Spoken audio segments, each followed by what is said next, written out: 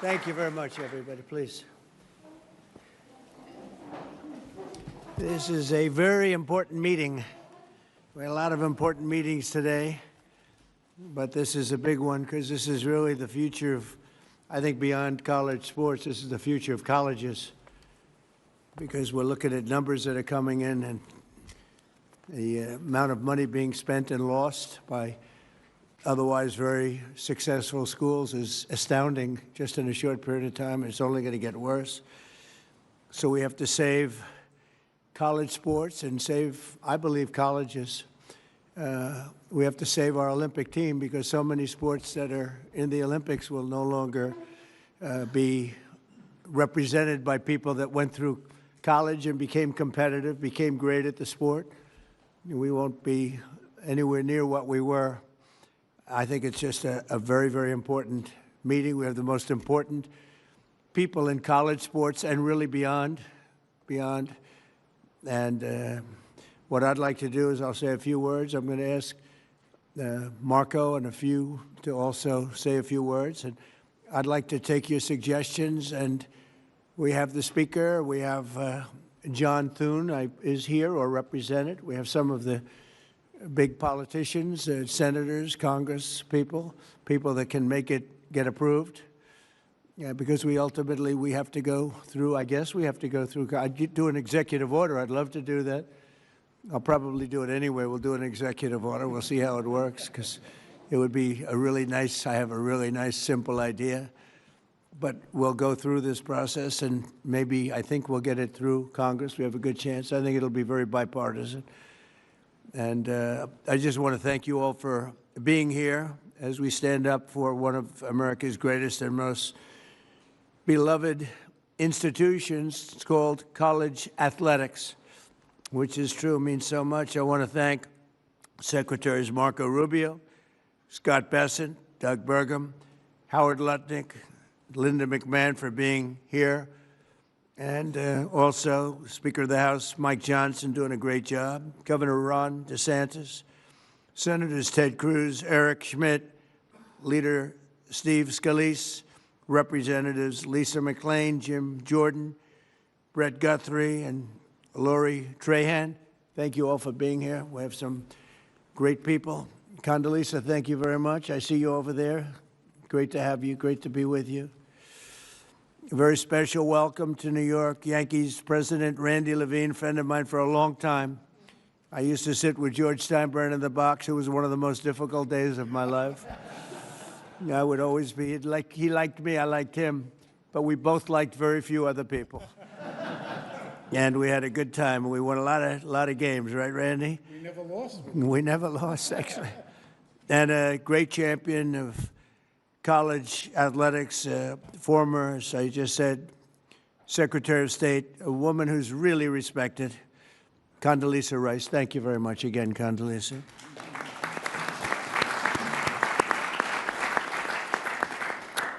And Ron DeSantis has been working very hard with us, and wherever you may be, Ron, hi, Ron, and has some great ideas and some great coaches that gave him some great ideas. We're gathered today to discuss an important threat to the integrity and culture of college sports, the inability to set rules on eligibility, transfers, name, image, and likeness, and more, much more than that, in the face of endless lawsuits. And it's what's going on with the legal community is incredible.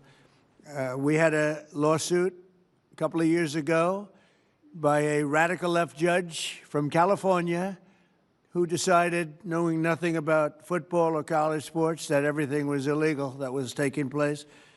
And I don't think it was ever appealed. Nobody can find out if it was appealed or not. But you can win an appeal. I think I win more cases on appeal than I do in front of some judges that are not very good. But it was a horrible, incredible ruling. And it threw the sports world and the college athletic world into tithers. And that's where we are right now. It's crazy things are happening. Young people are being signed, 17-year-old quarterbacks, for $12 million, $13 million, $14 million. We have a 7-year freshman You know, we have people, we're seeing things that we've never seen before. We have college players that don't want to go to the NFL because they're making more money in college, right, Jim Jordan? And a lot of really bad things are happening. But basic questions like who is eligible to play are now virtually unregulated and decided randomly by judges rather than by reasonable, agreed-upon rules that could be very simple and very simply drawn. So this has grown into a major challenge. We actually have some of the best sports agents here because I think they'd like to see it solved, but maybe not. I'm not 100% sure about that.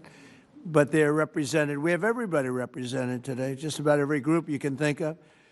But it's grown into a major challenge that threatens the future of college sports and really colleges themselves, because many are going to go down the tubes. It was announced that Penn State, their athletic division, lost $535 million this last year. Florida State, Ron and I spoke about it, $440 million loss. It was just announced that Rutgers lost $95 million, and they're doing all sorts of things to try and save the ship. And I think those numbers are nothing compared to what's going to happen. This is new. This just happened. Those numbers are going to go to levels that nobody's ever seen before.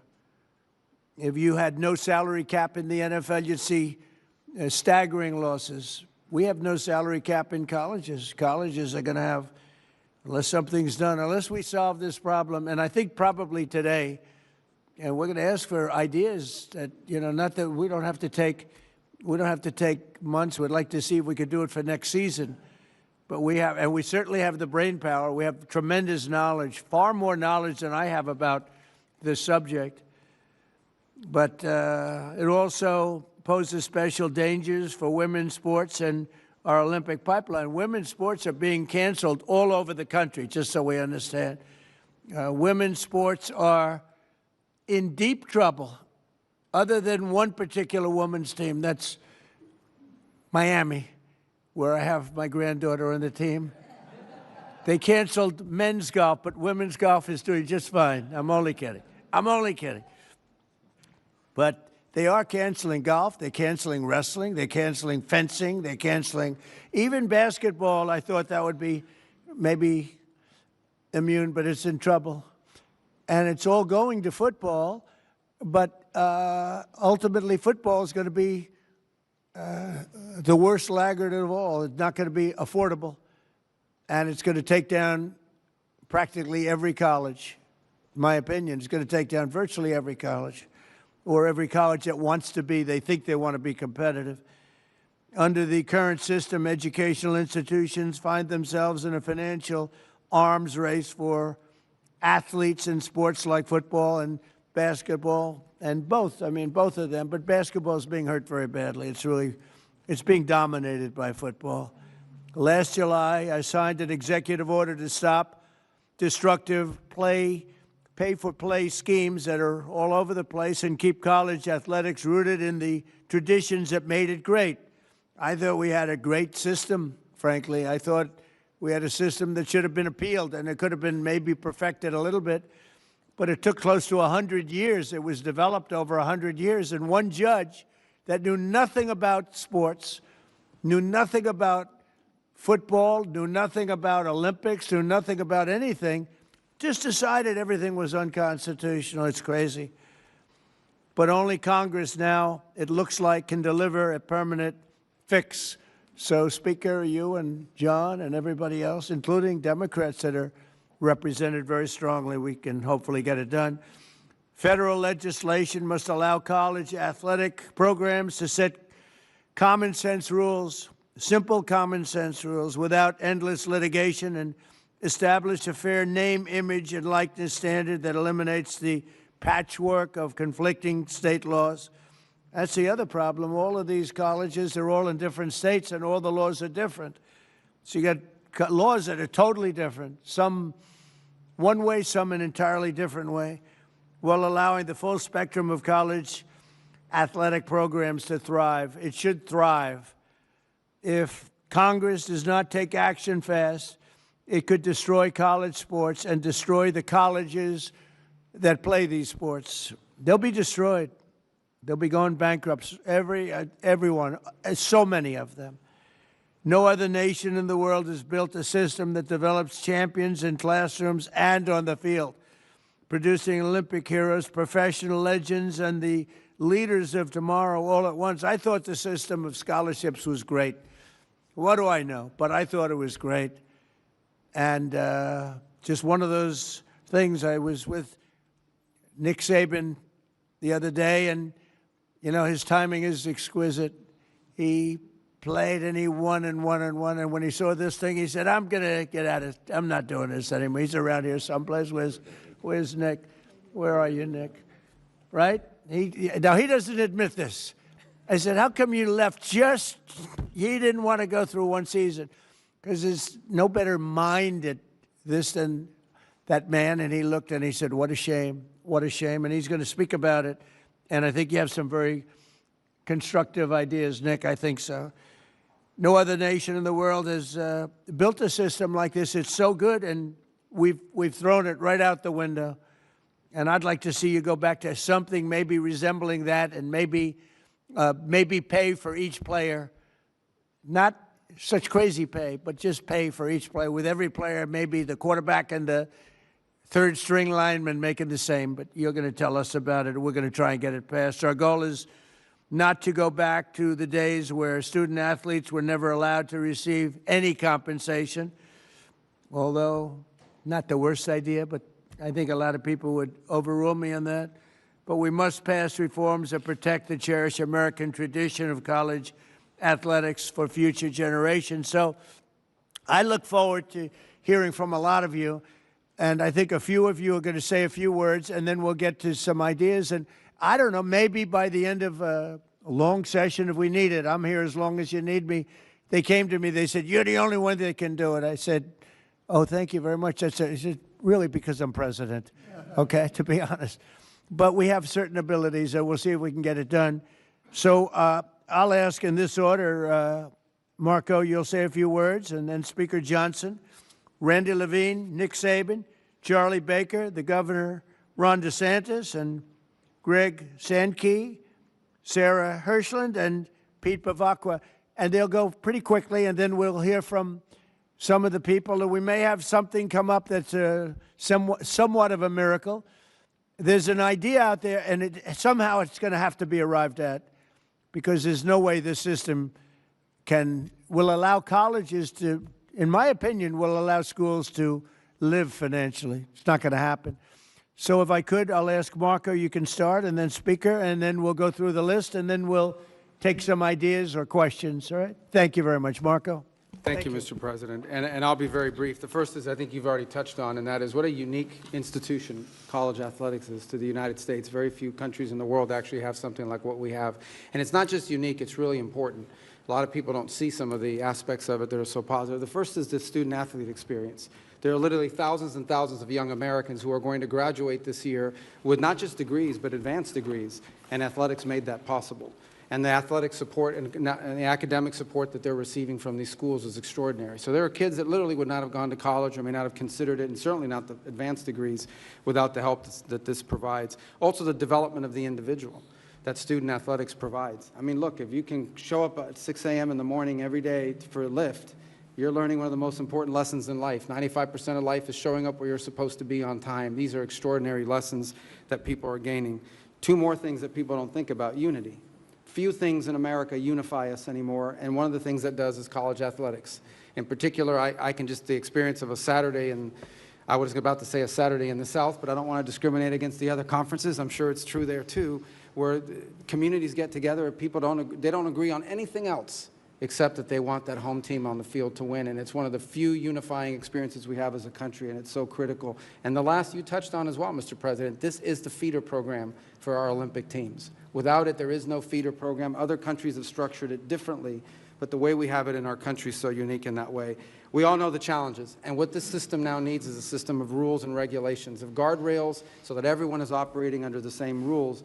And it's difficult to do because it's moving very fast, but you've got the right people in the room here, Mr. President, and the right leadership. So thank you for caring about this, because it truly is important for the country and for millions of Americans who are fans and thousands of families who have student athletes in their family who have experienced the system or are going through it now. So thank you. And Marco has a conflict of interest that he didn't reveal, which is a very serious charge. Could be a criminal charge, actually, because his son is a very good player for a very good college and makes money with NIL. So this is a serious conflict of interest. But we'll take him. We waive his conflict. Please. Thank you, Mr. President. It's an honor to be here with so many of the all-time greats. It's a treat for us, members of Congress. There's many of them around the table, and they're happy to be working on the issue with you and for you. I would say, people often say that Speaker of the House is the most stressful job in the world, but then I think of SEC football coaches because they got to win every Saturday night, and my friends who are in those positions I have a lot of sympathy for. I want to commend President Trump for his extraordinary leadership, and he leads on this important and complex issue as he does all others. He sees a problem, he wants us to solve it, and he assembles the right people to get that done, and I think he really is the only figure on the planet who could do that. So I thank you for that, Mr. President, getting everybody together. One more issue that we'll tackle. I'm a double alum from LSU, undergrad and law school, so I bleed purple and gold, and we talk a lot about college athletics down where I'm from. It's a big thing, but the whole country cares deeply about it because it's part of Americana, as Marco was saying. It's part of who we are as a country, and it's so important, and we have to navigate through these unprecedented waters together. I'm glad there's some really smart people who are working on that. Mr. President, Congress does need to act quickly because it's getting out of hand, and I think everybody here recognizes that. I want you to know the House has been working very deliberately and I think very effectively on this. We've done a lot of good work, and many of you are familiar with the SCORE Act. We passed an important procedural hurdle in December. We're right on the verge of passage in the House, and we now think we have the votes to do that. But that's why this meeting is so timely, because we want to have the conversation today and in the days that follow, because we want to make sure that we get it right. It's a bipartisan product. It has broad support in the House. We believe we'll have every Republican now, and we have a double-digit support of at least Democrats. It is bipartisan. A lot of good work's gone into that to get it there, and we think it may be the vehicle to get us to the next phase of this and this essential conversation. But the next step is preparing that legislation for final passage. So I was talking with Randy and many of you who are leading on this. This is a very important and timely conversation that we'll have today, and I said in the days that follow. We're encouraged to see all of you, the experts who know this issue better than anybody in the country, willing to put your time and effort into it and provide feedback, because we want the final product to be the best it can be. We want to accomplish the necessary ends, and we think we're very close. Everybody here wants to see this American institution succeed, and we have that opportunity within our grasp. And we want to make sure that the solution we develop actually works for student athletes who are at the heart of this, and that's who we care about so much. And we know that the foundation of any good deal begins with getting the right people in the right room, and this is the right room, and this is historic, and no one knows better than the man who literally wrote the book on it, and that's President Trump. And so I want to thank you for assembling us, Mr. President, and we look forward to the discussion. I yield back. Thank you, Mike. Thank you, Mr. President. Thank you, Mr. President, for putting this group together. Leading up to this, wherever I would go, because I had an interest in this, both professionally what the Yankees have done and my experience on board of directors of various colleges, everybody would say over and over again, this thing is failing bad, and it's like a hamster on a wheel. It kept spinning on the wheel but never getting off. It was never done. And they told me, please talk to the president, because he's the only person who will convene a group like this in order to reach a consensus to get it done. And he agreed to do it. But he said to me, if I'm going to do it, it has to be bipartisan. And he asked me and the speaker and everybody else to make sure it is bipartisan. And it is. We have people from both parties here, and that's what has to happen. So we put this group together. Why did we put this group together? Because it's representative of the people who know the best on how to solve this issue. We have college presidents who've been living with this from all over the country. We have some of the finest athletic directors who have been pioneers in this area. We have professional sports executives. Why do we have them in the room? The answer is, as Commissioner Silva would tell you, or Hall of Famer Lou Lamoriello, these issues have been in professional sports for a long time. We have a lot of experience. I negotiated the first revenue sharing agreement in baseball. Caps, revenue sharing, distribution, all of those things are what we live with every single day. So maybe we can share our experience and transport it here as long as it's in the context of college sports. There's one group that is missing, but they won't be missing from the final product, and that's the student athletes themselves. This group, as we move on, you can be assured we'll be talking to the student athletes and all their representatives to make sure their voices is clearly heard. You know, time is of the essence. People have told me they've been to Congress 15, 16, 17 times. One group goes in, the other group goes in, and nothing seems to get done. Time is of the essence. Besides the numbers the president talked about, I heard a story from one of the great professional athletes on the Yankees, one of our great players yesterday. And he went to a great university, and he said to me, "Thank you for doing this, because every day I got asked for more money for NILs, every single day." And what happened is I gave money for an NIL for a quarterback who left the next year. Meanwhile, a friend of mine, daughter is on the rowing team, and she lost her scholarship, and she's an Olympic hopeful, and now she has to pay her own way. That's just not right. It's really not right, and it has to be fixed.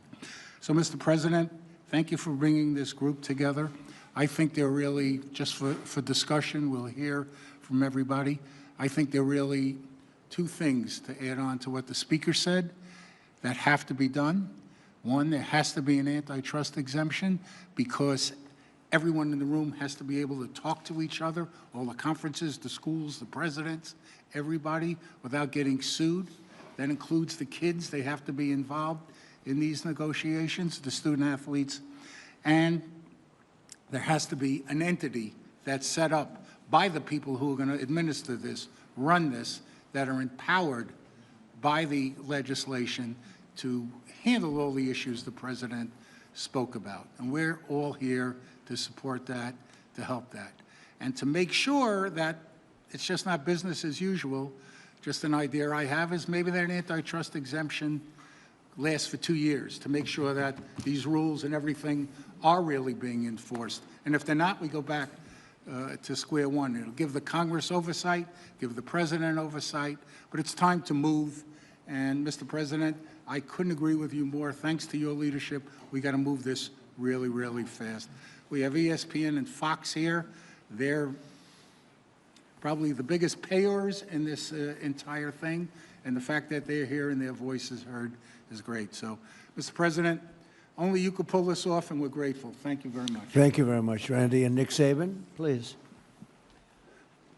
Thank you, Mr. President, for the chance and the opportunity to be here to speak with you today, but I just want everybody to know that I'm just a football coach. I spent my life when we had the ball trying to get a first down, when they had the ball trying to get off the field on third down. So this is an unlikely position for me to be in to speak to such a distinguished group of people. Thank you. But I come here today with a question. What are the guiding principles for the future of college athletics? All athletics. I'm talking about football, basketball, Olympic sports, revenue, non-revenue, it doesn't matter. You know, my goal as a coach for my players, for our players, was to help them be more successful in life, that we would create an atmosphere and environment that would help them through personal development, academic support, 668 degrees in 17 years at Alabama, and help them develop a career as a football player. That was our goal, so that they were creating value in life and we were preparing them for their future past athletics. So what happened? You know, in this current system that we have, that became impossible to do because people, instead of making decisions about creating value for their future, they were making decisions about how much money could they make at whichever school they could go to or transfer to. So I think we have a challenge here today.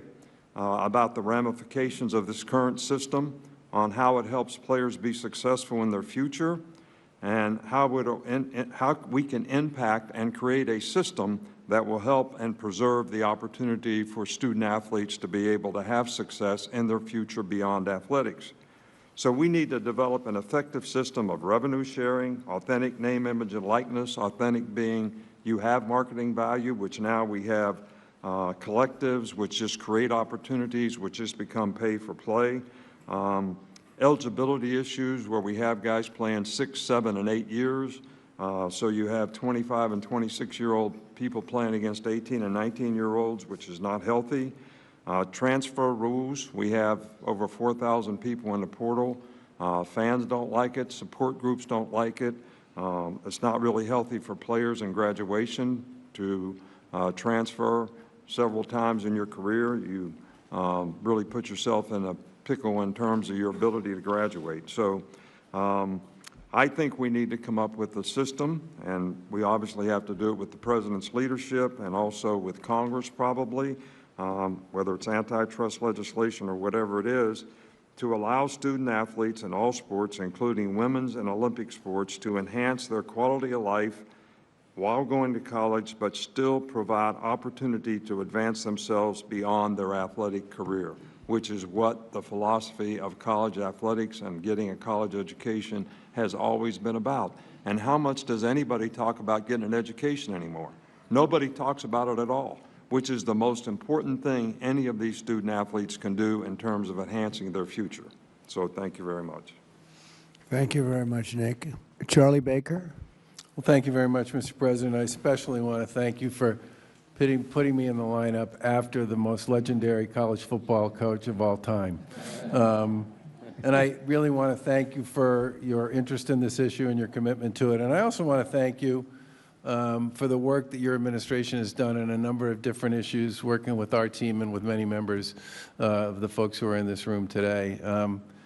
You know, today there are more kids playing college sports than at any time in our nation's history. There's 556,000 student athletes across all 3 divisions playing on behalf of 1,100 schools. And those 1,100 schools are second only to the United States of America in terms of the amount of financial assistance they make available to those student athletes. It's over $4 billion. That's also the biggest number we've ever invested as a community in the student athletes who attend our schools. There is a lot that is right with college sports, and anybody who watched the Women's Olympic Championship game between Canada and the United States would know that, among other things, all of the players on both of those teams were former college student athletes. All 46 of them from both teams that played in that championship final. Women's sports has grown dramatically. The visibility of women's sports, the viewership of women's sports, the attendance at women's sports, the investments in women's sports have all gone dramatically up over the course of the past 10 years or so. And if you talk to almost anybody who follows youth sports, they'll tell you that the growth in youth sports on the women's side continues to be profound. But that said, everything everybody has said about the challenges we face at this particular point in time is true. And I want to give a special thanks to Speaker Johnson and to Leader Scalise for the work that they've done, you know, to use a sports analogy, carrying the ball on behalf of the SCORE Act in the House chamber over the course of this year. It deals with the rules issue, it deals with the agents issue, it deals with some of the financial issues, it deals with the equity question, it deals with a wide variety of the issues that are challenging for so many in the college sports space these days. And the final thing I'll just say, we have, I talk to a lot of people who are connected in one way or another to college sports, both in this country and around the world, because they have children who attend college here in the U.S. And over and over and over again, the thing I constantly hear is there's nothing like college sports anywhere else in the world. And you are so lucky to live in a country where you have a system that works for young people the way this one works for young people here. So I'm deeply grateful for your commitment to this issue. I'm thrilled by the folks you've managed to put around this table. I agree with others who said there's probably nobody else who could do that. And college sports was a great thing for me and my kids and my wife and so many. I know a lot of kids who wouldn't have graduated from high school, much less gone to and graduated from college if it wasn't for college sports. It's a truly unique American jewel, and we should do all we possibly can to ensure its success for the next generation and the generations after that. So thank you again for having us all here today. Thank you, Charlie, and you're doing a great job. Appreciate it. Ron, please. Well, thank you, Mr. President, for doing this. I mean, you have pedaled to the metal on so many different issues, from national security to border to energy, and you're not taking the pedal off any of that, and you could be forgiven to say college sports is important, but your plate's full, and you just added it to all the other things that you're doing, and I thank you for that, because this would not get done without your leadership. No one else could get this group together. No one else could work with Congress to be able to do it. And so I appreciate it, because it is important to a lot of people. I mean, we know this is out of whack. We went from a system where you couldn't give a student athlete anything. They could sell your jersey, you get nothing, to now, quarterback throws for 300 yards and they go see the coach. Hey, I need more money. Give me more money from the club. Okay, I'll transfer. Or they get money and I don't want to play in that bowl game. Sorry, I'm just going to sit out. And I think that that's been bad, certainly for college football and college sports. But let's just be clear, and a lot of the speakers have said, and I speak from being in the South, college football is king. It's not even close. University of Florida is the reigning NCAA basketball national champion. The football team, I think they won 4 games. So guess what? Are the fans happy being the NCAA? Not really. They're mad because football didn't do good. And football has been able to generate so much money over the years that it's subsidized a lot of the other programs, a lot of these non-revenue sports. People have had more and more opportunities. Well, now, with the collectives and how much it's costing football, the costs are going up dramatically, and it is threatening these other sports. And, you know, look, yes, being able to produce Olympians, being able to do that, I think it's really important. But 99% of Division I athletes are not going to make a living at it, and they're not going to play in the Olympics. And I speak as somebody, you know, I was the baseball captain at Yale. Like, if we had NIL there, I probably wasn't going to get a lucrative NIL deal. That's fine. I get it.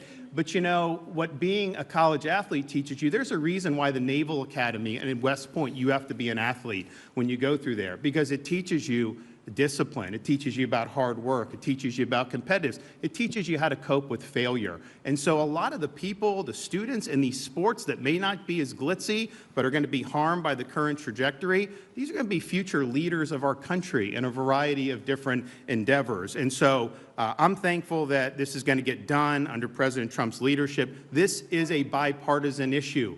You know, we are so division on all this different stuff. There is no partisanship about this. We all want our universities and the athletics to succeed.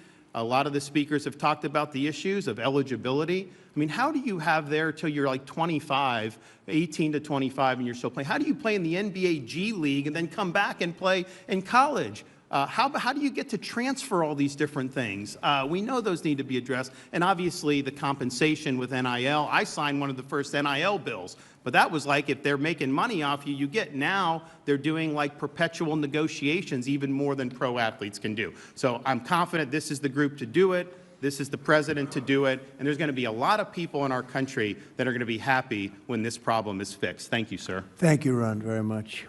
Very much. Greg? Thank you, Mr. President. Thank you for convening this group. And I also think it's important to point out you've been to Tuscaloosa a few times for great football games, a couple national championships, and I think the power of your presence around college sports is an important factor in this conversation. I had a knock on the door of my residence hall in 1983 by my baseball coach. I was a bad catcher at Laterno College. That's why I'm here today, because he taught me some lessons that had I not been in that situation, I never would have learned. I've spent 2 of the last 3 weeks with our student athlete leadership councils, and I asked them, what would you say in a room like this that people need to hear? And there were 2 things that they wanted me to communicate. One is, When I line up at kickoff, at tip-off, or I put my cleats in the starting blocks at a track and field meet, I want to know the other people in other uniforms from other teams in other states and other campuses are held to the same standards and the same rules to which I am being held. They also want to know that they're being supported from a physical and a mental well-being standpoint. Part of that is their concerns about sports gambling and the pressures that are emerging upon them. I think the themes that have been communicated here, rather than go through my notes, are worth restating. This is a bipartisan, I would argue a nonpartisan issue. This is a circumstance where among the four conferences, the ACC, Big 12, Big 10, and SEC, over $2.3 billion was spent in FY24 to support Olympic sports.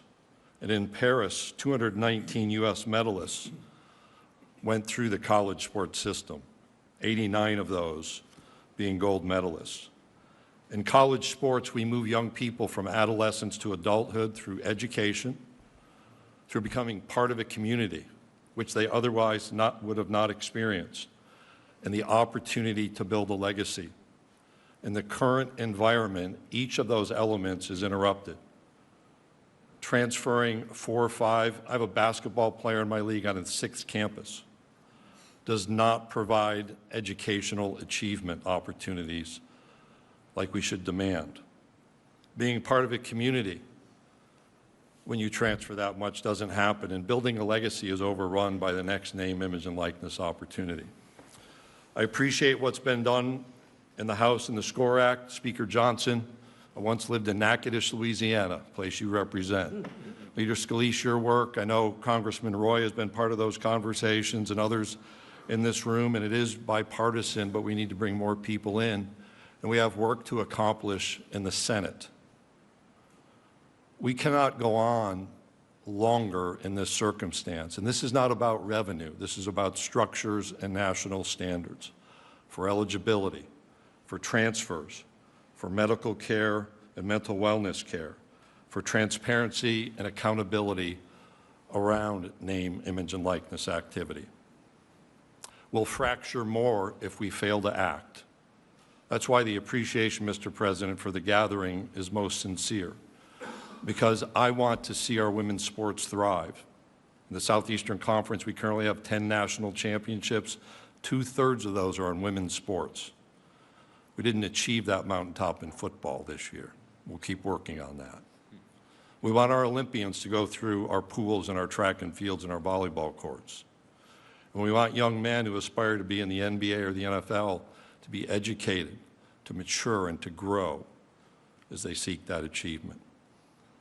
We ought to be focused on making college sports great yet again, and I look forward to being a part of this conversation moving forward. Thank you, Greg, very much. Sarah Hirshland, please. Thank you. Good afternoon, everyone.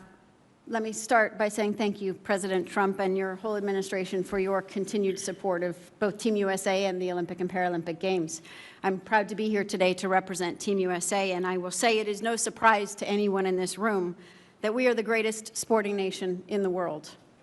Team USA is the most successful team in history, with more Olympic medals than any other nation.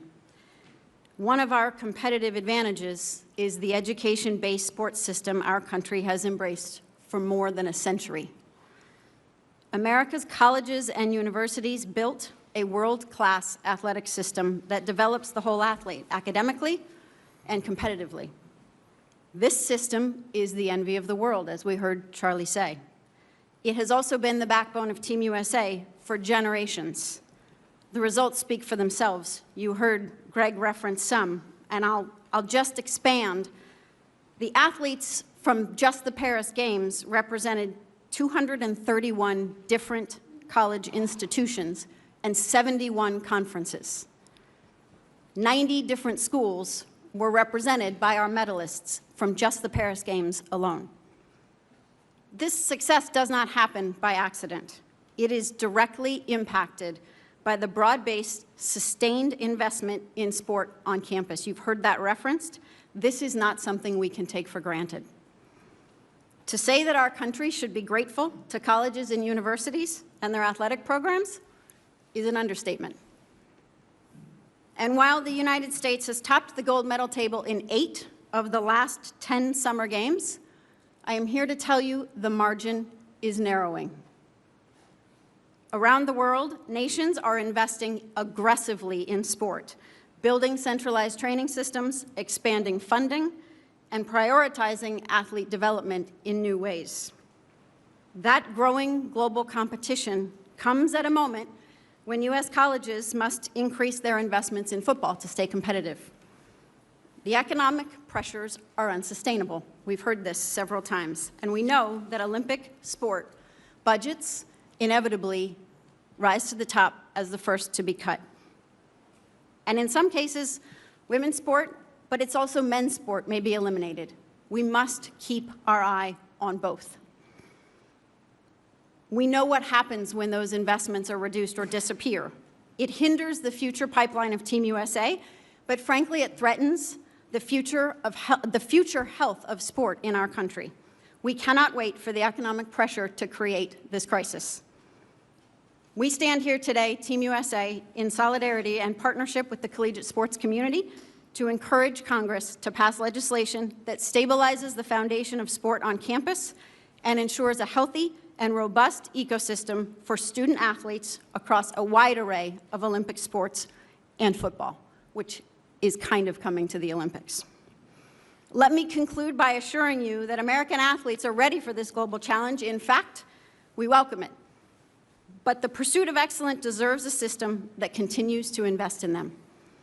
Thank you, Mr. President, and to our congressional leaders, to the college administrators, and to the many representatives across the sports industry who are here today. We value your commitment to sport, and we welcome your partnership. Thank you, Mr. President. Thank you very much, Sarah. And we'll conclude with our little early speeches, but we'll hear everybody that wants to. If you have an idea, if you don't have any ideas, maybe you don't bother, okay? But if you have something good, and maybe what we're talking about with the SCORE Act, it seems to have a lot of support, but we'll talk about that. Pete Bevacqua, please.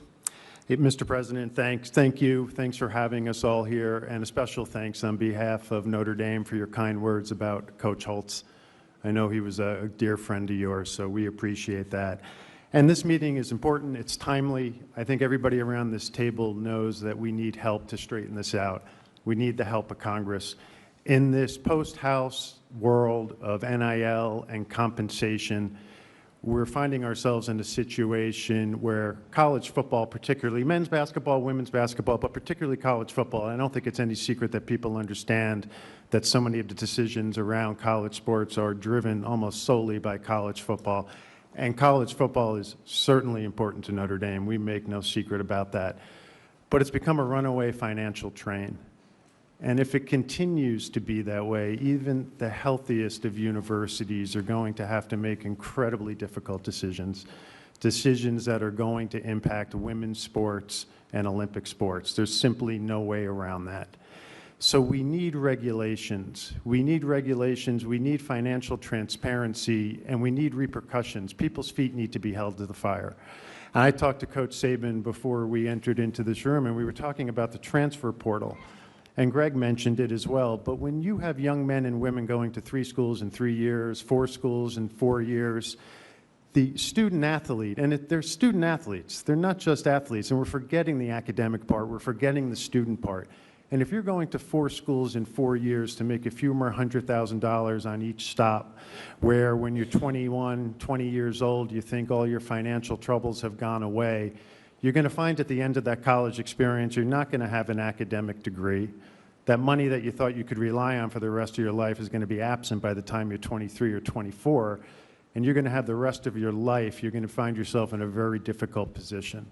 So we have to talk about financial transparency, and we have to restate the importance of the student-athlete experience. We can't forget that, because the percentage of people that can go on and play in the NBA, the WNBA, the NFL is extremely low.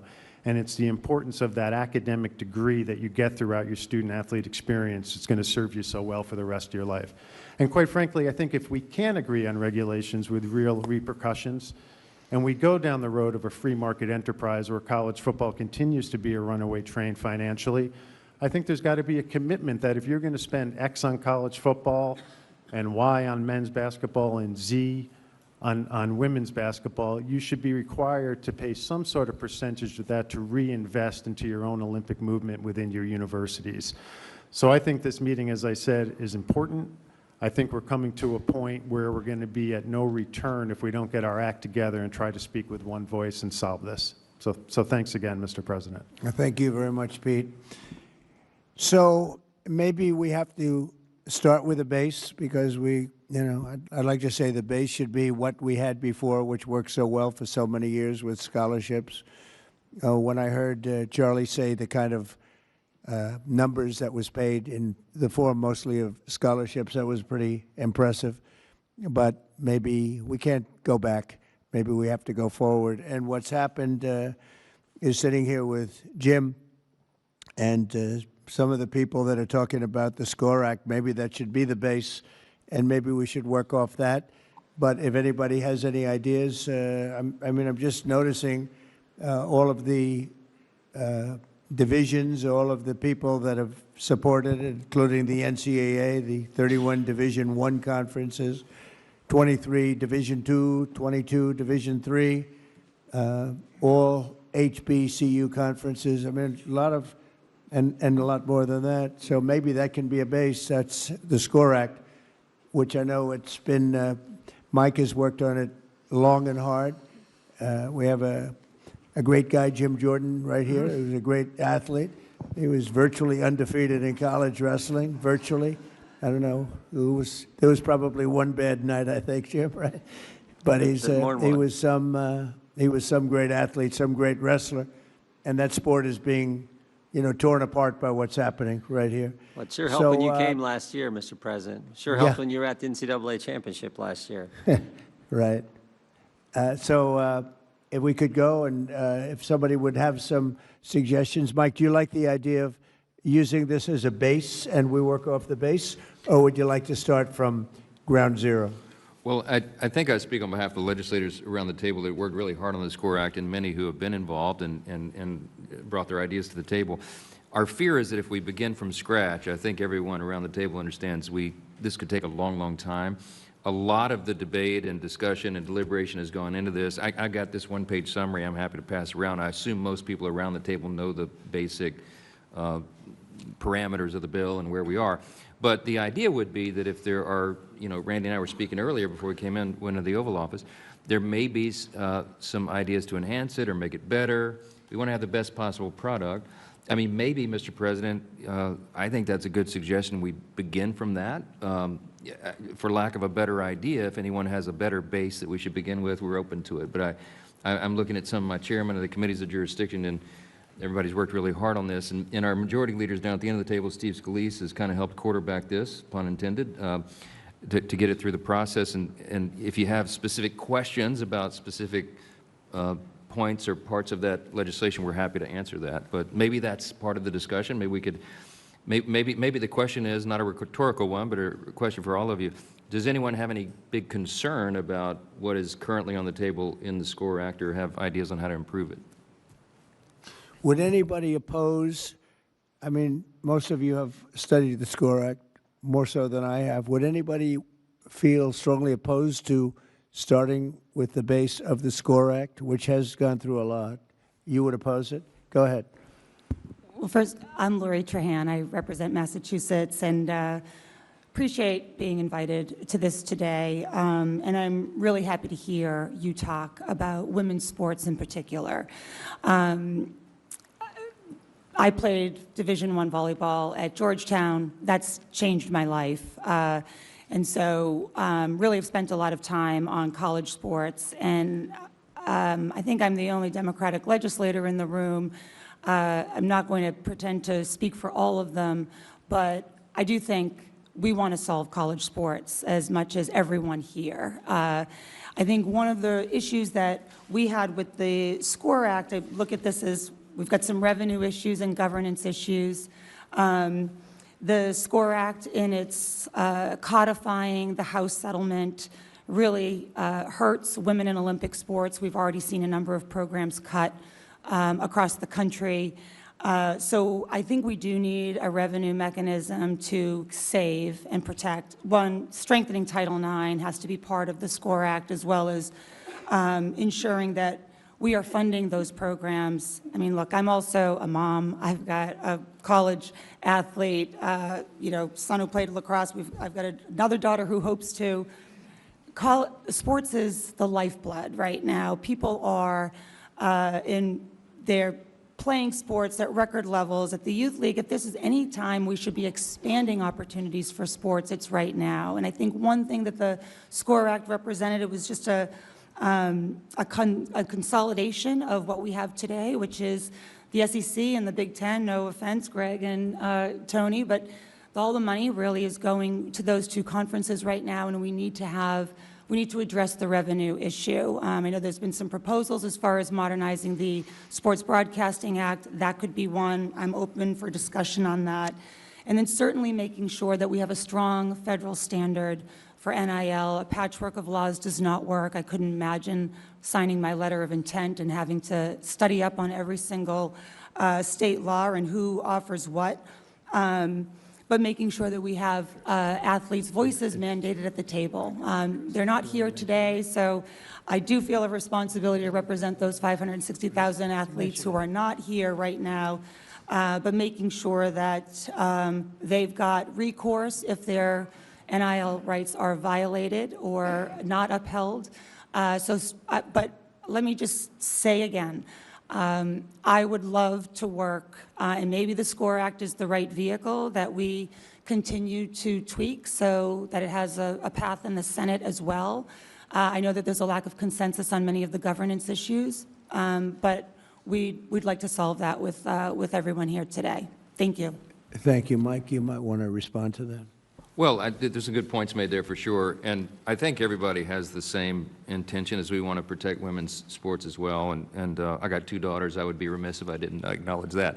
But with regard to the patchwork of state laws, as many of you probably know, the SCORE Act addresses it because it creates a national NIL standard, and then it allows the associations the authority to make rules on transfers and compensation caps and the things that are really burdening the system. And then it protects those rules from being challenged under antitrust laws. So we create an exemption there for that. So I think there are a lot of thoughts gone into how to address it there. But I mean, again, we have no pride of authorship here. We want to have the best possible product. So, I mean, the authors of the bill are open to good suggestions. So, yield back. Anybody, please? Yes, Steve? Thank you, Mr. President. I appreciate you bringing everybody together, because I think we're all here because we have a passion to protect college sports, and we've recognized that with this Wild Wild West mentality, it's not healthy for the future of college athletics. And so bringing structure back and really bringing the ability for the schools to govern themselves again is what our intention was from the very beginning. We started this a few years ago. I remember Coach Saban came to my office and others, and we started listening to the people that are there at the schools dealing with the problem as payment of students became legal, which happened through legal arguments that, Mr. President, you talked about, some of these lawsuits that ultimately broke down the framework that Charlie Baker and others were able to use to police college athletics. That's gone now. And so how do we put that structure back? So we listened to the schools, we listened to the different conferences, all the different conferences. We talked to a lot of student athletes. We have a number of student athletes in Congress who played different sports, who are co-sponsors of the SCORE Act, and came to this from that same approach, saying, as somebody who played athletics or somebody who just has a passion. I lived in Tiger Stadium my second year at LSU. You know, in case you're wondering where my leanings are, but I care about the future of college athletics, and when you see a student athlete, as you talked about, Pete, on their sixth school and they're 28 years old, number one, they're not going to have any college credits to be able to graduate. And the idea of being able to get a degree for the 99% who aren't going to play professional sports is just going to be lost. And how can you reestablish that? So we started putting some things together. We have the antitrust protections in this bill. We protect women's sports in this bill. We established, Mr. President, that Title IX maintains so that however many men's sports you have to have an equal number of women's sports. Some schools have a lot of sports. Some schools can only afford a few, but whatever you have to have an equal number of women's sports, and that's protected in this bill. And obviously, the Olympic sports are protected as well. We also wanted to make sure you could put limits on the transfer portal, because that is something that a lot of people get very frustrated when they see, that you just have pure free agency. The professional sports don't even have that. And so you limit with, and again, open to suggestions, but what everybody seemed to come to an agreement on was 5 total years of playing with 1 ability to transfer within that. And there's flexibility by the governing organization, so the NCAA can look at a case by case. If your father's on life support and you want to transfer to a different school to be close to your family, you can get an additional 1, but let the governing body be able to do that again. We put those in the bill, and then we give the financial literacy requirements so that student athletes have more protections that they currently don't have today. You might be getting that $300,000 or $2 million contract. You might not even know you have to pay taxes on that. And you might run into some real financial problems if you're a 17, 18-year-old kid. We make sure the schools educate the kids on financial literacy. So we put a lot of other things, including health protections, as Commissioner Sankey talked about. So we listen to students, we listen to schools, we listen to all the conferences, all the HBCUs support this bill, and we built a framework and we built a coalition.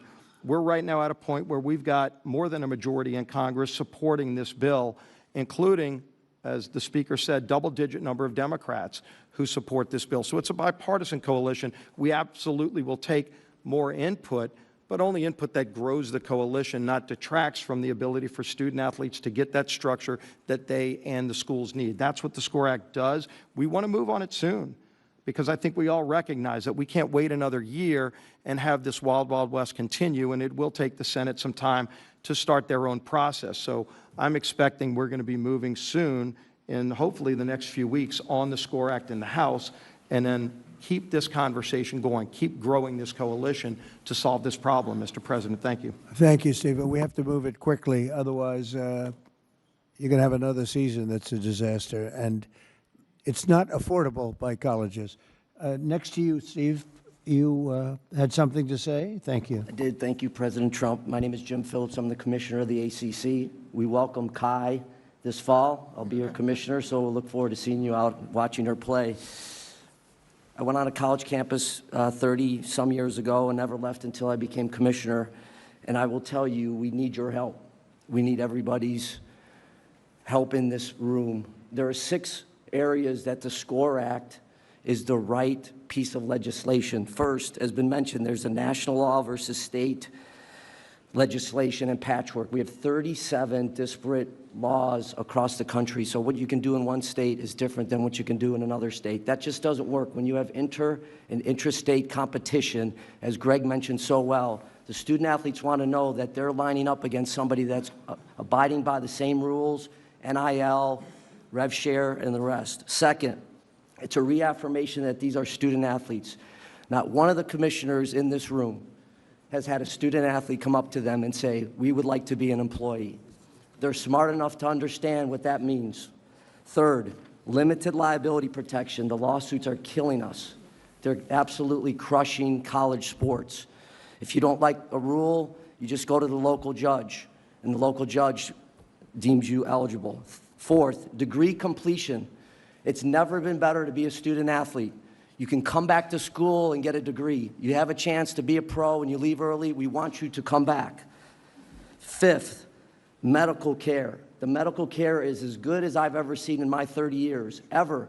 And it's mental health as well as physical health and well-being. Finally, the codification of the House case. And I heard the mention of hurting women's sports. I will say in the ACC, similar to the SEC, Big 12 and Big 10, we have added 942 new scholarships because of the House case. 56% in the ACC of those scholarships have gone to women's sports. So the House case has not hurt women's sports. It is not. And the idea that we can sustain this is just not, has been expressed, is just not feasible. So we need your help. We thank you for taking your time and assembling this crew, and we look forward to working together. So the concept of what we're doing with your great experience is a pretty good start. Yeah. If you could pass that around, would be great. This is a summary of the SCORE Act, which I think people should see. So you like the concept of what we're doing? Very good. Yeah, it sounds it. Yes, sir. Good. Thank you very much. Please. Tim Pernetti, the Commissioner of the American Conference. Mr. President, thank you for putting this incredible meeting together, and more personally, thank you for your support of the Army-Navy game. Army-Navy are members of the American Conference. That's right. Thank you. Like a lot of people have said in this room, I had the same experience. College football changed my life. I couldn't afford college. I got a scholarship, and it changed everything. And I won't reiterate all the reasons why SCORE makes sense, because there's a lot about it that makes sense. But what we have to remind ourselves, and there's a lot of business people in the room, is we're not solving the economic crisis as part of it, because we are in a real economic crisis in college sports. Like, we have complex challenges. The mission is completely out of focus. This thing was about education through sport. That's what it was supposed to be, to what Coach Saban said. It still is that, so long as we put it back in focus. But we can get through SCORE, create more consistency, because the industry has a lack of consistency from eligibility all the way down the line. But we have to examine other ways to solve the economic crisis. And these things shouldn't impede each other. And I know it is a very hot-wired topic, but looking at the opportunity for the industry to bring together valuable commercial resources in the future, such as unifying their media rights, is something that should be examined. And we're not making that decision today. If the Sports Broadcasting Act can be amended to provide college football the antitrust protection that the pro leagues have to be able to unify their media rights, that gives the industry an option, which is the important word, in the future. And that's really what the industry will need. This is an expense problem, but there are revenue paths that we haven't ventured down yet. The reality of all this is going to take bold steps. It's going to take guts. And this has become a transactional business where commitment is flying out the window, but it's not everybody. The top 1%, which is how the industry's been designed to serve the top 1%, 99 out of 100 student athletes in our league don't want to be employees, to what Jim Phillips said, and they signed up for a great experience. Like, our responsibility is to make sure we reinforce the mission and create resources around them to have the experience. But that conversation, whatever side of it you're on, should be had to see if there's an option in the future to dramatically improve the economics for the industry. Thank you so much, Mr. President. Well, thank you, and thank you for mentioning the Army-Navy game, because, as you know, I signed an executive order to protect that time slot so that during that, from like 3 o'clock to 6 o'clock or 6:30, I guess, we protect that space, that airspace, so nobody can play a football game, and we have the Army-Navy game protected, because the kind of money that's being thrown around, they were a little bit concerned that the Army-Navy game, as great as it is, may not do so well. I think it would actually do pretty well, but we protected the time spot anyway, so that during that little period of time, it won't have any of this competition where lots of money's being thrown around. I think it was a worthwhile protection, because it really is it is a very special time and a special, very special game. So thank you very much. Great job. Anybody else around? Mr. President, could I just, before we Yes, go, you're given a handout that just has a quick summary, bullet points of the composition of the SCORE Act for those that aren't familiar with it. And let me just apologize. I think NIL has been abused, and my staff put my name and image on the top of it really big. And it's sort of ironic and not intended. Sorry about that. You didn't get paid for it. I didn't get paid anything for it. Yeah, yield back. Anybody else, please? Cody, please. Yes, sir. Mr. President, I would like to express my gratitude for your involvement and interest in all of this, and especially personally the opportunity to be involved in helping to find the solution, because college sports, as many have said, changed my life, made me a better businessman, a better husband, better father, and made me better at life in general. This is a complex issue. It's multifaceted. There are a lot of different perspectives on how it should be solved. There are a lot of different agendas that are represented in this room. And the SCORE Act is a good start. It gives us a place that we can build on. But as we move into the Senate, the political dynamics are going to change, and many of the agendas that are represented in this room and outside of this room are going to come into conflict with one another. The reality is nobody's going to get everything that they want. If we're going to come to a solution on this, we have to find a place where we're all sort of equally unhappy, so to speak. That's just like any other business deal. And I think what's key is that we are all willing to come to the table and compromise and work together, recognize that the small schools are important, the big schools are important, women's sports are important, Olympic sports are important. It's not just about big-time college football. And so that may require you twisting some arms along the way to make sure that people work together and are willing to give a little bit and understand that this whole ecosystem of college sports belongs to all of us. It's a national treasure. It's a public trust, as I've heard Clay Travis say before, and I think it's very accurate. And so it belongs to all the American people, and all the American people should share in it. And so I would just encourage everyone here, and I think that might even be a commitment that you could ask everyone to make, is that they will work together, they will compromise, come to the table, and be constructive. So, Cody, I know you have worked very hard on this, and frankly, you've been working on it long and hard, maybe harder than anybody else. I've heard your name mentioned more than anybody. Could you use this as a base, and we all get together, maybe as a smaller group, and ultimately report back to the larger group and come up with something? Do you think this is a good base? Yes, sir. I think it's certainly a good base, and it's a great starting point. Again, the dynamics will be different in the Senate, and we'll have to build on it from there. And again, a lot of these tougher issues are going to come to the surface once we get there. But absolutely, we should convene a smaller group that can work on those things and work on the compromises that need to be made to be able to have a bill that can get 60 votes in the Senate. Is there any way we could go back to the old system, which I thought was fantastic, and do something with some compensation for the players and simplify things so that you'd go back to a scholarship system plus some compensation, more minimal, but, a lot for a player? I mean, for the most part, they would consider it to be a lot, whether it was $75,000 or $50,000 or maybe more than that. But you go back to that wonderful system that I thought we had until this judge decided to just throw everything out the window. And it's been worked at for years and years, and it was finally honed. And then all of a sudden we're sitting in this crazy neverland where colleges are losing hundreds of millions of dollars, and in many cases not even putting out competitive teams. It's incredible.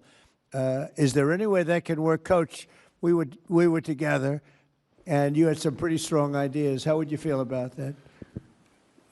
As a coach, well, first of all, thanks for having us. And Thank you, Coach. I speak on behalf of so many of my former colleagues that I visit them now, and they're a mess. I don't see coaches sticking around longer. The coaches are getting paid very well, so they leave and enjoy their life, because what they're dealing with is the loss of a locker room.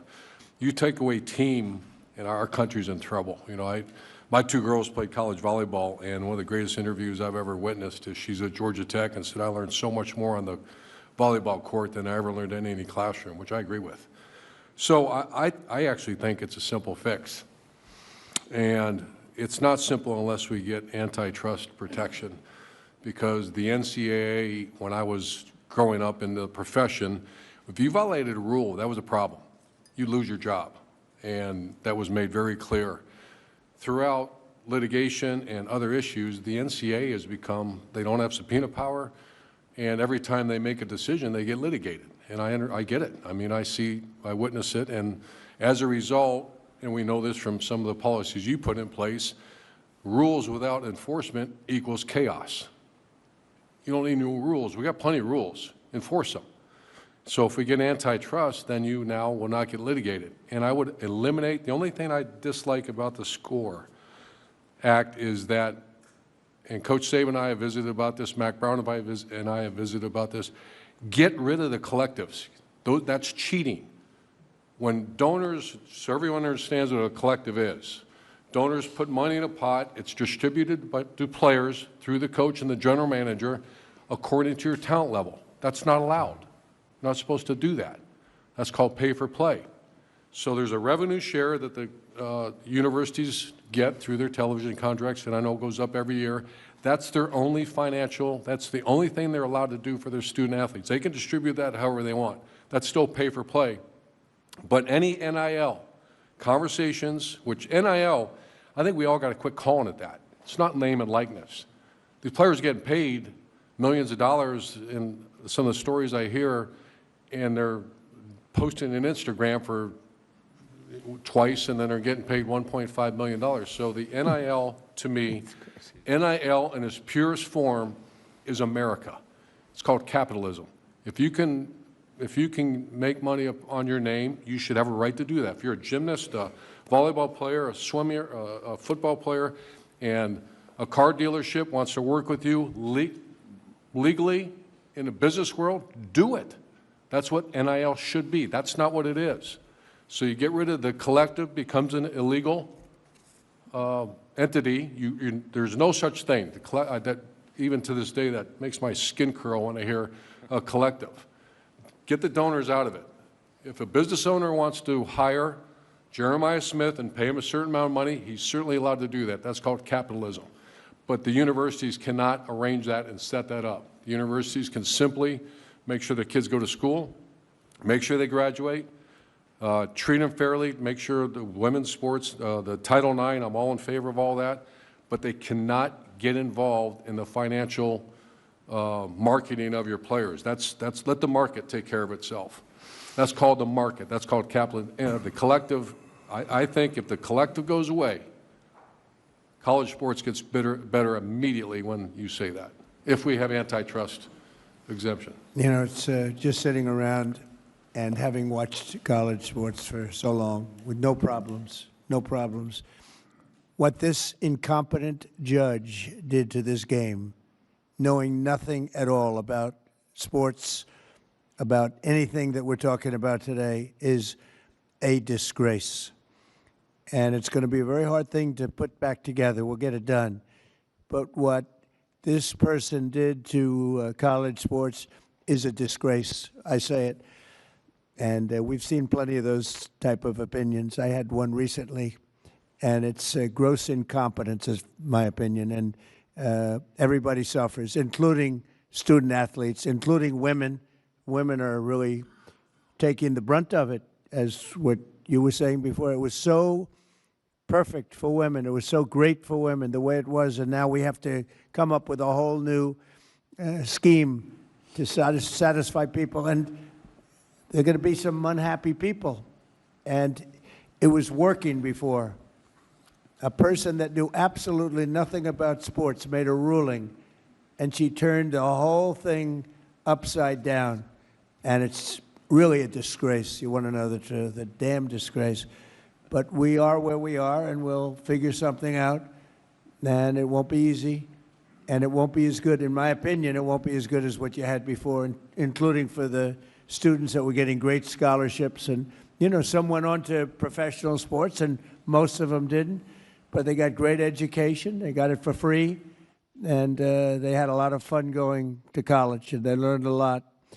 And they had great coaches, many of whom are around the table. They learned more from those coaches in many cases than they learned in the classroom. So, yeah, I appreciate what you say. Don't forget, when these donors or collectors or whatever you want to, all different names for different people, but as that money comes in, that's also money colleges aren't going to get. You know, they're giving money to players as opposed to giving maybe to the college to keep a lot of colleges going. And that's pretty tough also. But it's just a shame, because I got involved just recently, and I looked at what's happened to colleges and to college sports. And it is colleges, because the colleges are going to go out of business, many of these colleges. When I look at what a person that's a judge was able to do to destroy colleges and college sports that was so good, no problems, it's very, very sad. And in some ways, I'd like to just go exactly back to what we had and ram it through a court if we have to, because I'm not sure you're ever going to come up with a system that's comparable to what you had. And, you know, in life, you like to get better, not worse. You like to go forward, not backward.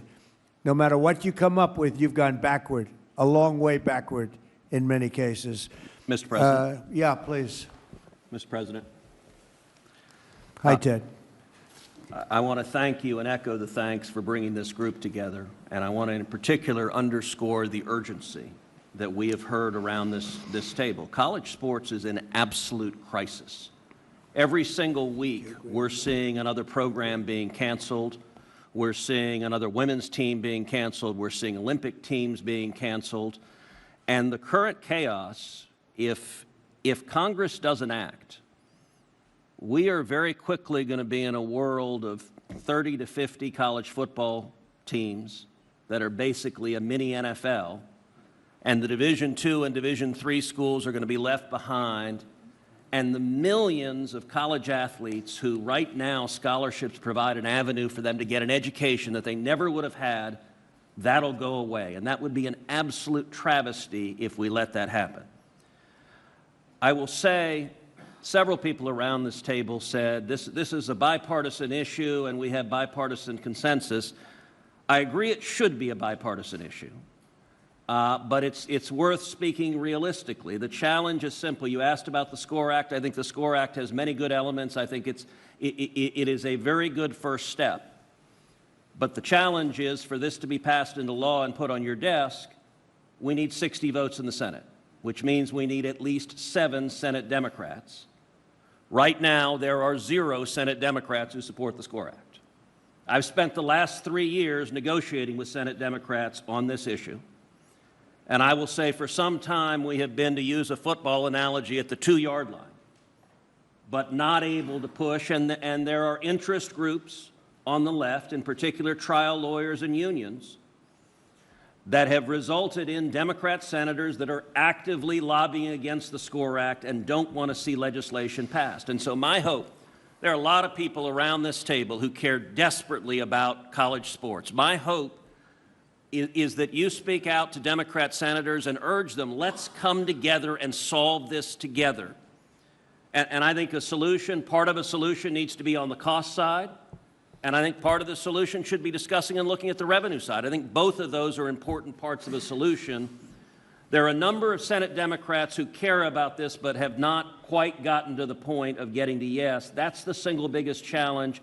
And I think the collective voices around this table adding to the urgency that if we wait another year, if we wait another 2 years, the programs in your state are going away and the students in your state are losing their scholarships.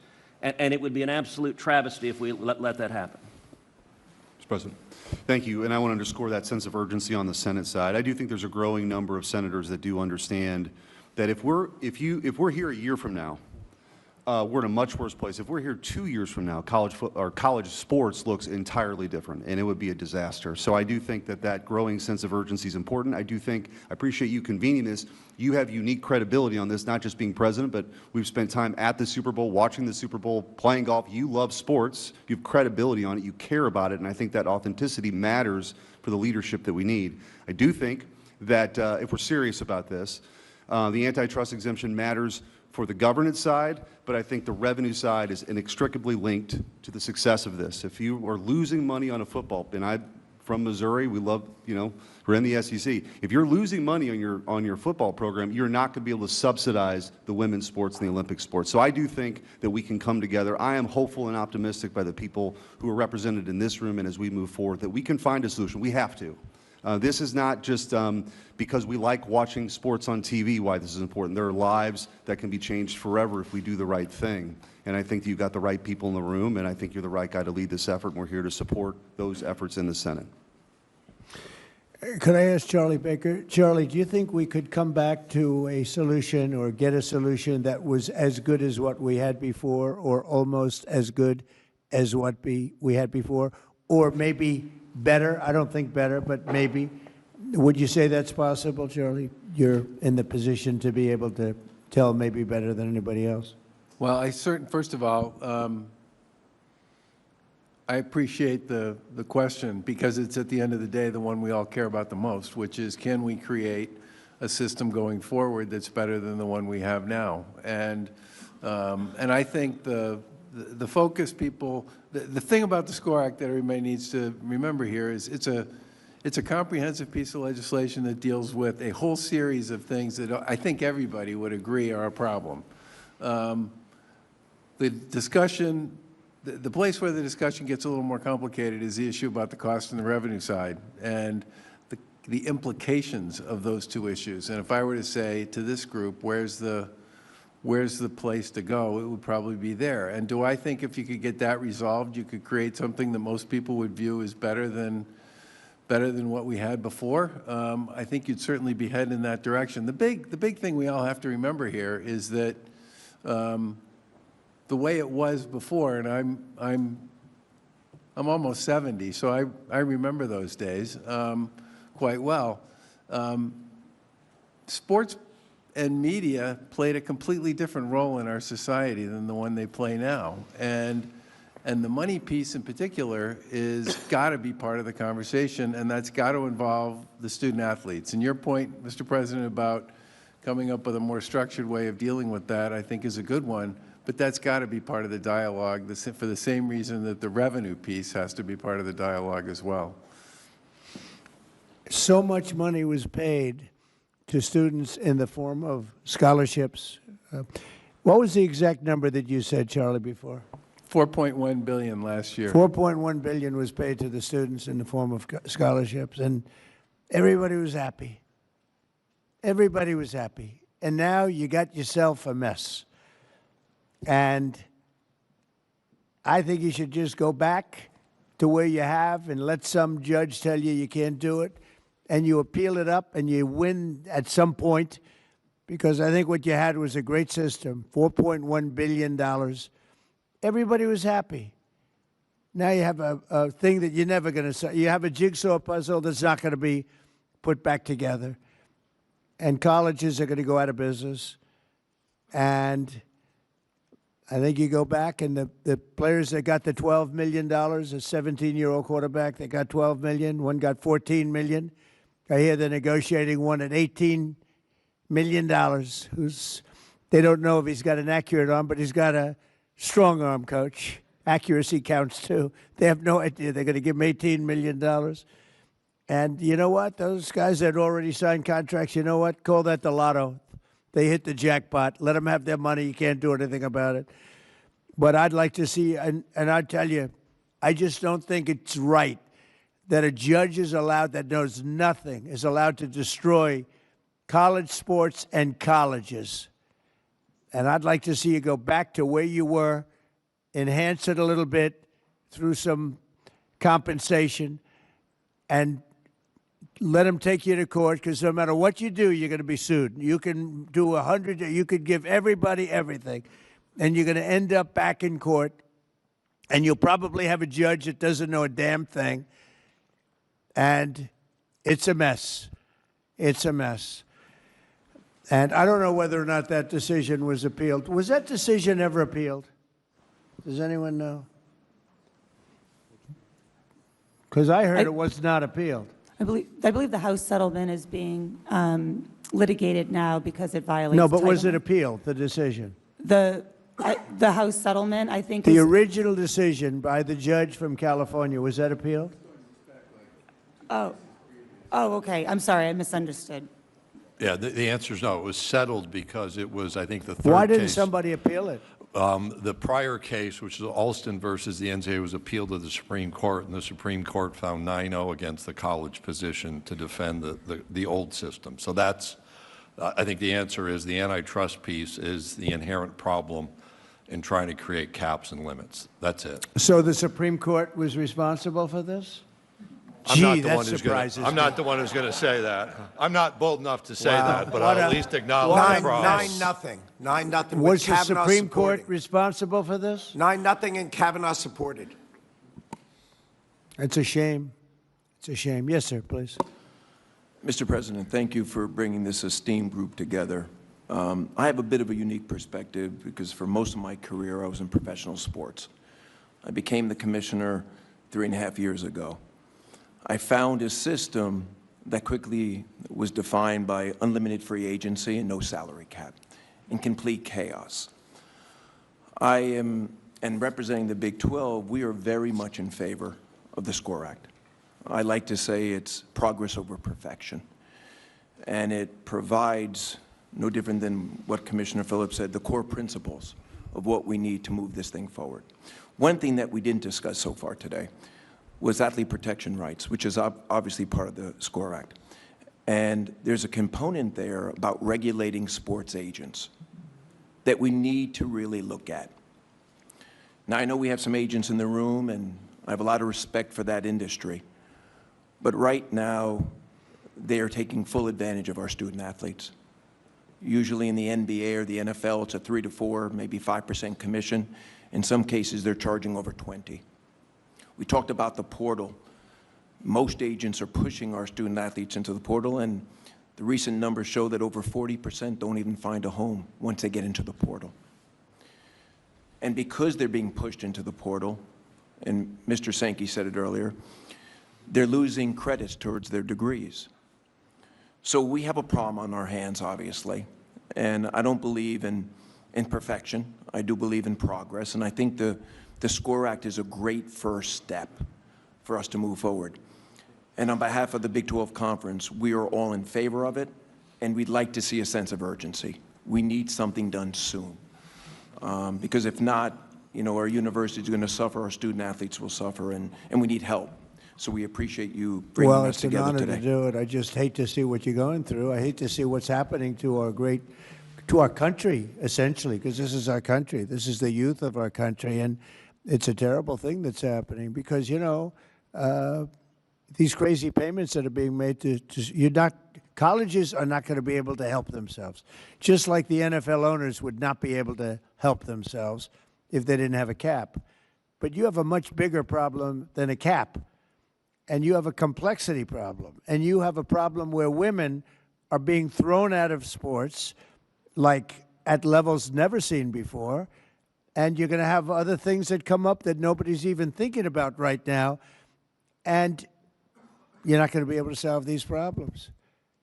You're just not going to be able to solve these problems. You know, Ted said something before that the Democrats, I think Eric was alluding to it, but you have a lot of Democrats in the Senate that I hear are opposed to almost anything.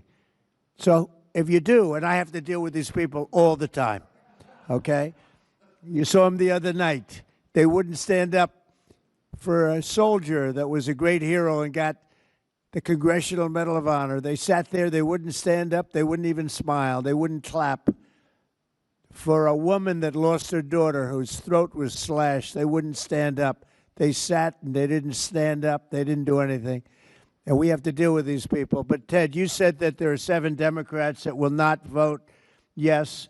Eric, you know the situation better than almost anybody in the room, except maybe me. I have to deal with it even more than you. But, you know, if you've got all these hardline Democrats that want to see everything fail, it's a problem. You know for a fact these people would vote no? What we need at least 7 who will get to yes, because that's how we get to 60. Right. Right now, the SCORE Act has 0. Yeah. So I'm glad the House is moving it, and they've got some Democrats in the House. That's beneficial, and I think when the House passes it, that momentum is helpful. And there are a number of Senate Democrats. I mean, I've spent literally thousands of hours negotiating with my Democrat colleagues, and there are a number who want to address it, but it is their political leadership that is telling them to stop. And so what has got to happen is the folks in each of the states need to say to your elected Democrats, if you don't act, we're going to lose what is so extraordinary about college sports. And it needs to be something that is in the middle that's a compromise. Ted, you've already lost it. You've already lost it.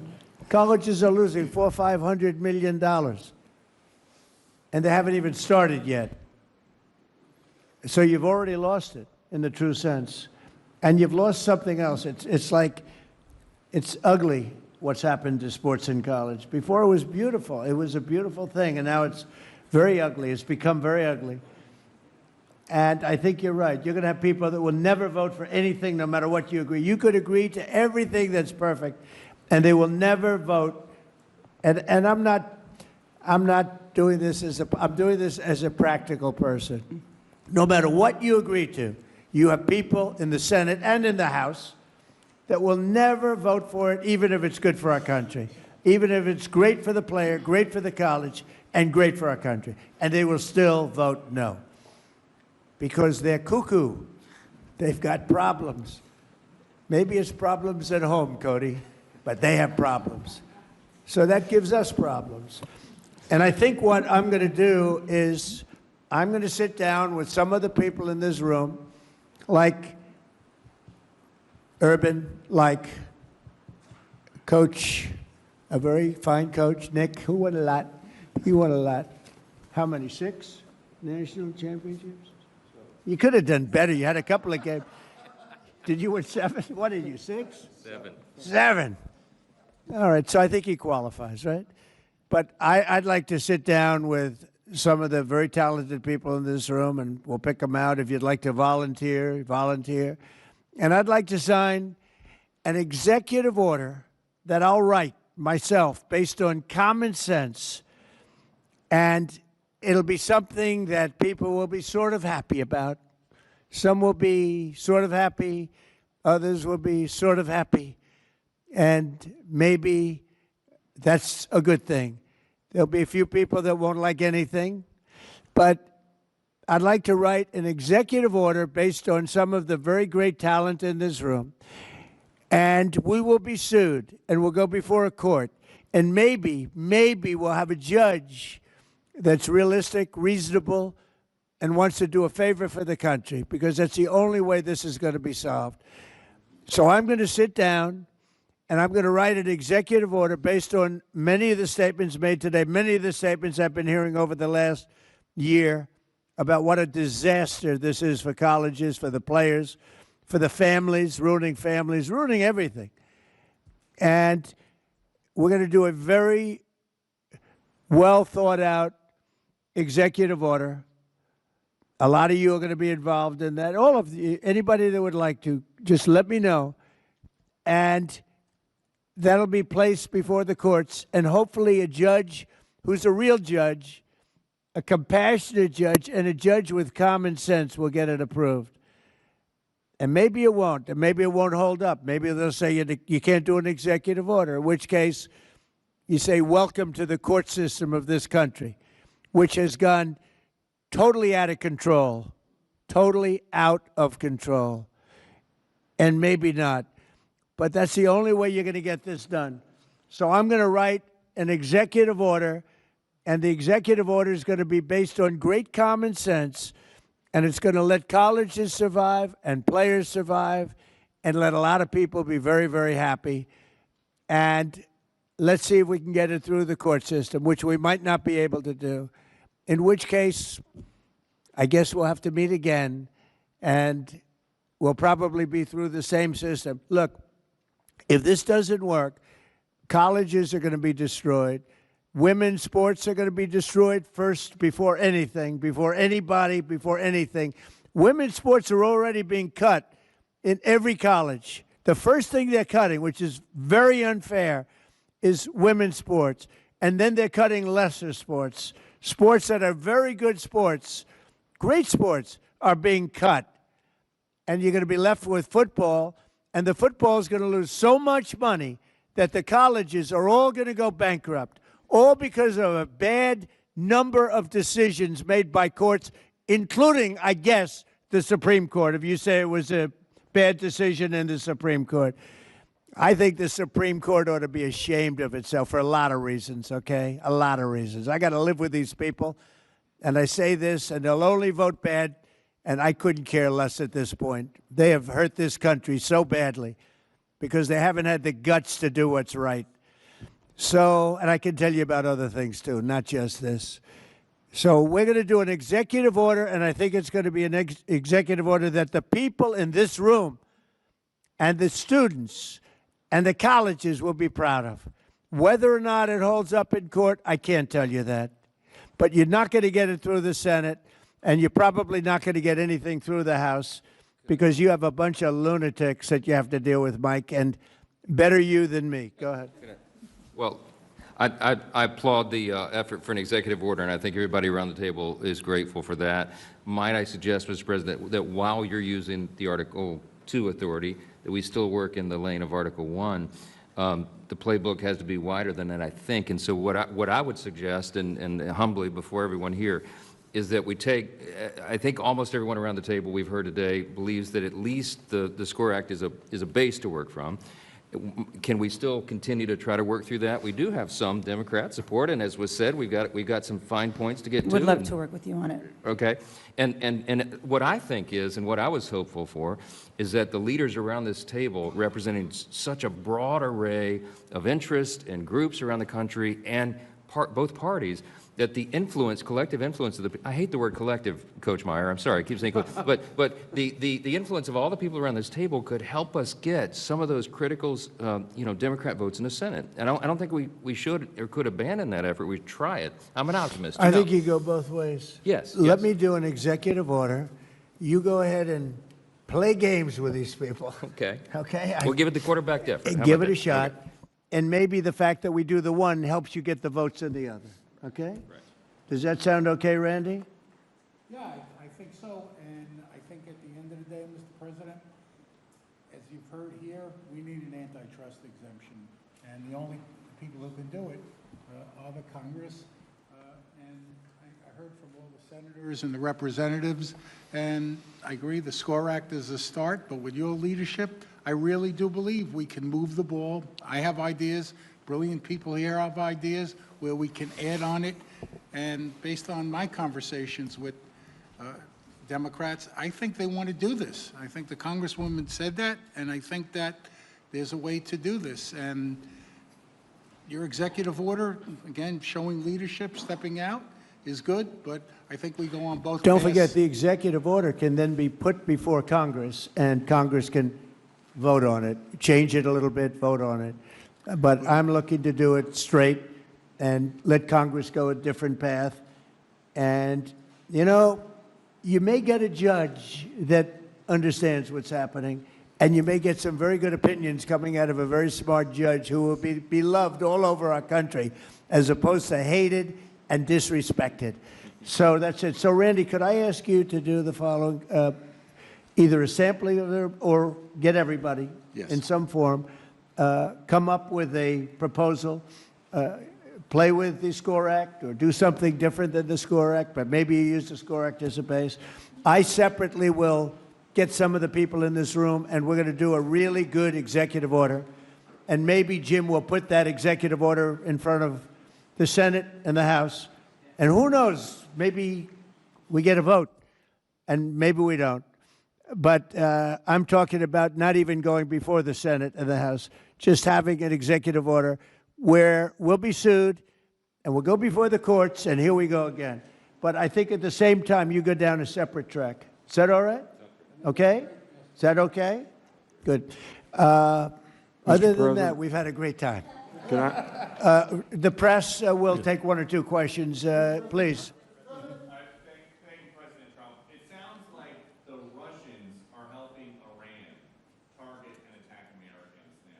That's an easy problem compared to what we're doing here.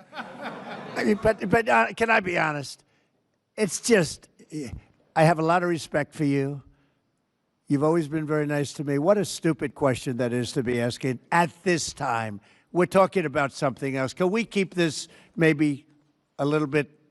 Go ahead, please. Thank you, Mr. President. My question is for eligibility. As you know, my son, Joe, is a high-level D1 athlete, third-year relief pitcher, University of Maryland. How would I know that? We're very involved. He said, as you know. Because I've told you. I've told you that. That's all right. Thank you. But the eligibility thing is a disaster in the NCAA. You have the redshirt system, you have the medical system, it's all being scammed, and in a week or two, the second division, D2, is passing a blanket 5-year eligibility without medical, without redshirt, just a 5-year eligibility. That can be solved in D1 with the commissioners in this room right now. Why don't we solve it? Okay. Thank you very much. I'd like to know the same thing. You know why you're not going to solve it? Because we've had some very, very bad, incompetent decisions. Things that were routine before that were solved long before. Now you're into a brand new system. Yes, ma'am. Hi, Mr. President. Thank you. Could you tell us what went into your decision to replace Secretary Noem with Senator Mark Wayne Mullen? Is it possible to stay on this subject just for once? You know, just for once. Boy, oh boy. Anybody have any questions on this subject? Thank you, Mr. President. What is your timeline for either the executive order that you just mentioned or the legislation that the members I of will Congress have an mentioned? executive order within 1 week. Well, And would it'll it be take very, effect before it'll the be fall very semester for colleges and universities? all-encompassing. And we're going to put it forward, and we're going to get sued, and we're going to see how it does, okay? But I'll have an executive order which will solve every problem in this room, every conceivable problem, within 1 week. And we'll put it forward. We will get sued. That's the only thing I know for sure in life. And we'll see how we do in the court system. Would it take effect, sir? But the before courts have destroyed. The courts. Yes, sir. Think about it. The courts, a bad court system